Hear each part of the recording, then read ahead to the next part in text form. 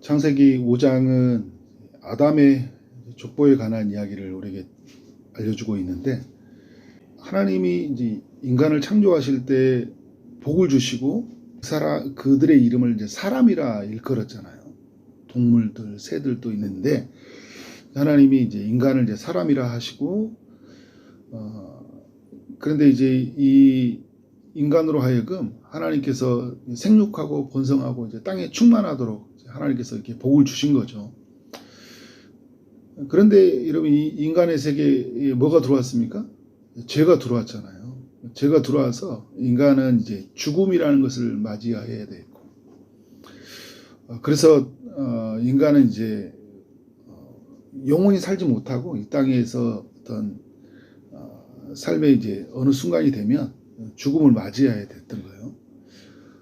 그러나 여러분, 하나님께서 아담에게 주신 약속이 여자의 후손에 관한 약속을 주잖아요. 그러니까 여자의 후손이 이제 뱀의 머리를 상하게 할 것이다. 결국 하나님은 어떤 이제 이 자손을 보존해서 이제 여자의 후손에서 인류를 구원할 수 있는 메시아를 탄생하게 하시고자 하는 하나님의 계획을 세운 거예요. 그래서 여러분, 이 하나님이 이제 오늘 말씀에 보면 3절에서 그 아담 이후에 누가 태어나죠? 셋이 태어납니다. 셋이라 하는 자가 태어나는 거죠. 원래는 이제 가인과 아벨이 두 아들인데, 가인은 유리하는 자가 되었고, 아벨은 가인에게 죽임을 당하고, 그래서 이제 아벨의 다른 씨 셋을 이제 하나님이 이제 허락하시죠. 그래서 여러분, 아벨이 죽었을 때 이제 우리 믿음으로 하나님 앞에 제사하는 사람, 하나님 앞에 그렇게 경건한 사람의 후손이 이제 사라진 건 아니냐, 그죠? 가인의 후손에서 어떻게 인류의 그 여자의 후손이 태어날 수 있냐, 의구심이 들려고 하는데 하나님은 셋이라는 이런 사람을 태어나게 하시는 거예요. 이 셋이 태어나고 나서 그리고 이제 누구를 낳습니까? 에노스를 낳게 되는데, 에노스를 낳고 났을 때 하나님은 뭐라고 하십니까? 어제 4장의 내용에서 4장 26절에 셋도 아들을 낳고 그의 이름을 에노스로 하였으며 그때의 사람들이 비로소 여호와 이름을 불렀더라. 그러니까 결국 하나님이 에노스라는 사람을 세대에 태어나게 하셔서 여호와 이름을 부르게 하셨잖아요.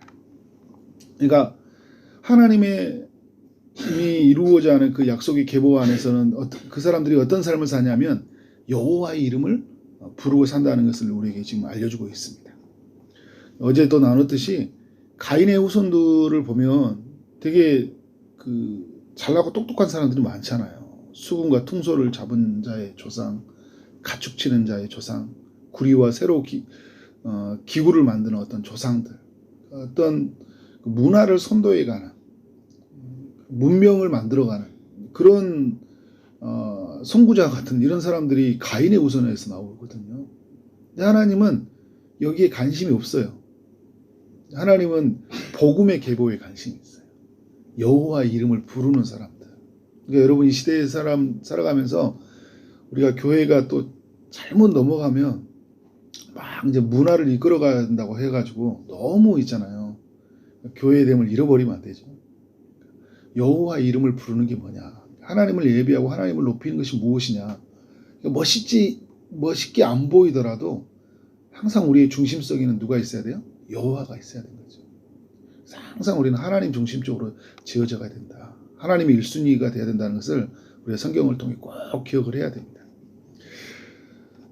이제 아담, 셋, 에노스, 이제 그 게난, 마할랄렐, 그리고 야렛, 이런 사람들이 태어나는데 많이 오래 살게 되죠. 근데 오래 사는데 인간은 어떻게 해요? 결국 죽는다라는 거예요.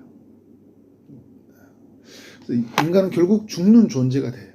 왜냐하면 인간은 하나님이 금하신 명령을 어겼기 때문에. 정령 죽으리라고 주님이 말씀했잖아요. 그러니까 인간은 살아있는 것 같지만 결국 무엇을 향해 달려가고 있는 거예요? 죽음을 향해 달려가고 있는 거예요. 우리는 죽는 존재라는 것을 이제 알려주고 있습니다. 근데 여러분, 이 죽는 존재에게 하나님이 보여주시는 그림이 하나 우리에게 모습이 있어요. 그 사람이 누구냐면 어떤 사람이에요? 이제 에녹이라는 사람이죠. 에녹이 65세에 21절 보니까 무드셀라를 낳았고, 무드셀라를 낳은 후 300년을 하나님과 동행하며 자녀들을 낳았다. 이 에녹이 이 무드셀라를 낳고 300년을 하나님께 동행했다. 그러니까 하나님과 함께 걸었다는 거예요. 하나님과 인격적으로 친밀한 교제를 나누고 또 그렇게 하나님과 함께 걷는 이제 그런 삶의 축복을 맞이했죠. 근데 여러분, 이게 매 순간마다 하나님과 그 동행하는 친밀함을 누렸다는 것보다 어떻게 해요? 그런 순간이 되도록 끊임없이 노력했다. 이런 의미가 더 맞아요. 그리고 하나님은 내가 찾으려고 했고, 하나님은 어떻게 해요? 찾고자 했을 때 하나님이 찾아오셔서 만나주신 그 은혜를 누린 거죠. 그러니까 에녹은 매 순간마다 하나님 동행해서 너무 행복하게다 할 때 그냥 한편에서 은혜잖아요. 근데 여러분, 에녹도 어떻게 해요? 끊임없이 하나님과 동행하기 위해서 이 시대에 많은 사람들은 어떻게 해요? 하나님을 동행하지 아니하고, 동행한다는 이 반대의 말은 무슨 말이에요? 사람들이 하나님과 동행하지 않는 시대를 살고 있는 거잖아요. 그런 면에서 에녹은 다르게 살았다라는 것을 알 수 있어요. 근데 왜 그런 삶을 살게 되냐니까 무드셀라를 낳은 삶 안에서 그의 삶에 변화가 있었다. 근데 여러분, 이 무드셀라가 누구냐면 이 가장 오래 산 사람이잖아요. 가장 오래 살았는데 이 무드셀라의 이름이 이제 그가 죽으면 심판이 온다. 이런 의미가 가지고 있어요. 무드셀라가 죽으면 심판이 온다. 결국 여러분이 어떤 일이 일어나냐면 무드셀라가 죽은 해에 그때 노아의 대홍수가 일어나요. 노아의 때. 그러니까 뭘 봤냐? 이 에녹은 장차 이 세상에 종말이 오는 걸 본 거예요. 심판이 이 땅에 온다는 걸 본 거죠. 여러분, 우리도 이 세상의 끝이 보이잖아요. 요한계시록 21장, 22장의 이야기가 생생하게 그려진 사람은 오늘 대충 못 살아요. 하나님 앞에서 언제나 하나님에 대한 경외함, 또 그의 말씀에 순종함을 가지고 살아가요. 그리고 이 세상에 내가 다른 걸 붙잡고 살아가는 것이 아니라 내가 붙잡아야 될 이는 하나님밖에 없다. 내가 따라가야 될 이는 하나님밖에 없다라는 분명한 인식이 생기는 거예요. 끝이 보이니까, 여러분. 분명하게 보이니까. 그러니까 아들을 낳고 나서 이 땅이 어떻게 마지막이 이루어질지가 보이는 거예요. 믿음으로 보인 거죠. 그래서 그의 삶이 완전히 바뀌어진 거예요. 언제요? 65세 때. 65세. 여러분이 65세 되기 전에 계신 분들은 희망이 있는 거예요. 다. 그죠? 65세 때 그때 하나님을 만나서 어떻게 해요? 하나님과 300년을 동행하다가 죽음을 맛보지 아니하고 하나님이 데려가시잖아요. 그래서 여러분, 우리의 삶에 죽음을 맛보지 않고 하나님 나라에 들어가는 세상을 우리가 그리게 되는 거죠. 엘리야도 그렇고. 예수님이 우리가 여러분은 지금 우리가 이 에녹과 같은 삶이 이루어진다는 게 뭐냐면, 우리가 성령이 우리 안에 오심으로 말미암아 우리가 하나님과 동행하는 자의 축복을 누리게 되었잖아요. 우리가 늘 성령의 충만함을 구할 때 우리는 하나님과 그 인격적으로 친밀한 교제를 누리는 기쁨을 누리게 돼요. 그리고 예수님이 이 땅에 우리 때에 재림하시게 되면 우리는 에녹과 같은 이야기가 만들어지는 거예요. 왜요? 죽음을 맛보지 않고 어떻게 해요?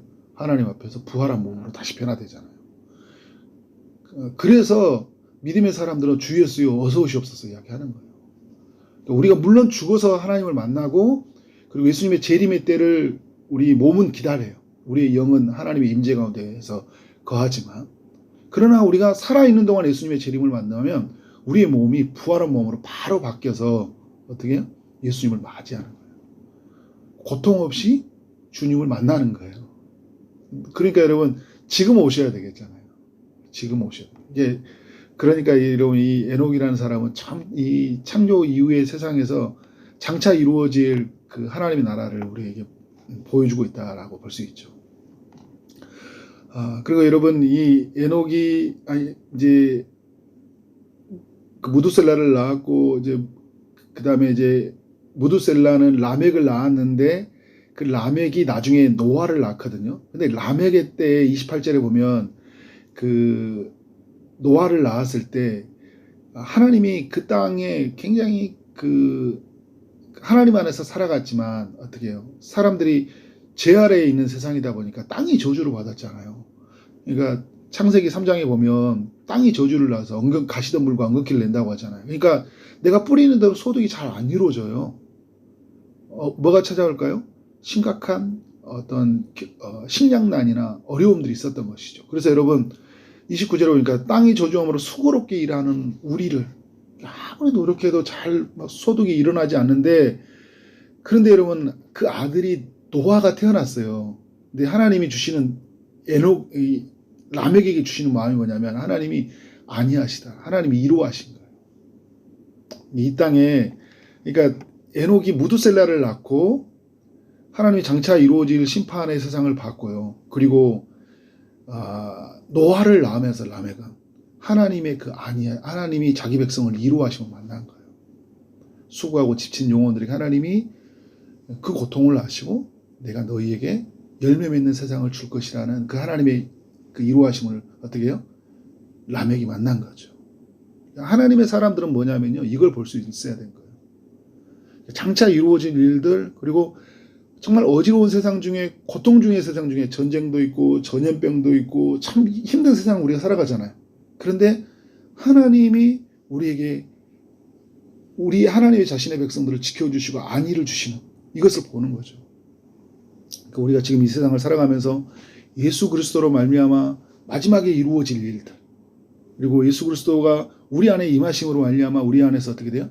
이루하시고 우리에게 평안을 주시는 그것을 맞이하게 되면 이 땅에 있는 사람들처럼 아이고 힘들면 힘들다고 하고 막 어려우면 어렵다고 그렇게 그 사람들 선에서 발걸음을 맞춰 살아가는 것이 아니라 우리는 어떻게 돼요? 하나님 편에서 생각하고, 그래서 사람들은 막 슬퍼하는데 우리에게는 기쁨이 있고 사람들은 고통스럽게 여기는데 우리는 소망이 있는 거예요. 오늘 창세기의 5장이 우리에게 이야기를 해주고 있습니다. 하나님의 사람들은 여러분 이 계보 속에서 바로 어떻게 해요? 셋의 계보 속에서 특징이 뭐예요? 이 에녹도 그렇고 라멕도 그렇고 이런 사람들이 보면 여호와의 이름을 불렀기 때문에 남들이 보지 못한 것을 보고 남들이 듣지 못한 걸 보고 살아가는 거예요. 이게 여호와의 이름을 부른 사람들의 이야기의 특징인 거예요. 오늘 그것은 우리의 이야기다라는 거예요. 5장을 보면서 우리의 삶이 무엇을 보고 무엇을 듣고 또 우리는 어떻게 살아야 되는지에 대한 것들을 잘 알려주는 이야기라고 할 수 있습니다. 오늘 셋의 가문의 이야기, 그것은 오늘 믿음의 사람들의 이야기가 된 줄 믿습니다. 그런 이야기를 남기고 사는 오늘 하루 평생의 삶이 되어지기를 주님 이름으로 축원합니다. 기도하도록 하겠습니다. 하나님 아버지, 주님께서 또 창세기 5장의 말씀을 통해 우리에게 교훈하여 주시니 감사합니다. 4장에서 가인의 후손의 이야기를 살펴보았지만 주님, 화려한 사람들의 이야기, 뭔가 문명을 만들어가는 그 선구자적인 같은 그런 이야기는 없지만 여호와 이름을 부르면서 장차 이 땅에 일어날 일들을 바라보고, 그리고 어지러운 세상 중에 가시덤불과 엉겅퀴를 내는 세상 중에 하나님의 백성들을 보호하시는 그 이야기를 살펴보면서 우리로 하여금 하나님 앞에 나가게 하시니 감사합니다. 사람들은 이 땅에 있는 것들을 찾아가지만 우리는 하나님을 찾고 하나님을 구하며 또 하나님을 예배하는 삶을 살아가도록 인도하여 주옵소서. 순간순간마다 여호와 이름을 부르게 하여 주시고 그 이름을 부르는 그곳에 주님이 임재하시고 우리를 다스려간다는 사실을 알고 늘 하나님 중심으로 살아가는 주의 권속들 되게 하여 주옵소서. 오늘도 주의 응답을 기다리니 드렸습니다. 아픔 중에 있는 이들에게 주님이 찾아가셔서 치료의 광선을 비춰주시고 주님이 고쳐 주옵소서. 취업을 준비하고 결혼을 준비하고 임신을 준비하고 여러 기도의 제목을 가지고 기도하는 모든 이들에게 주님이 응답하여 주옵소서. 예수 그리스도 이름으로 기도를 쌓음나이다. 아멘.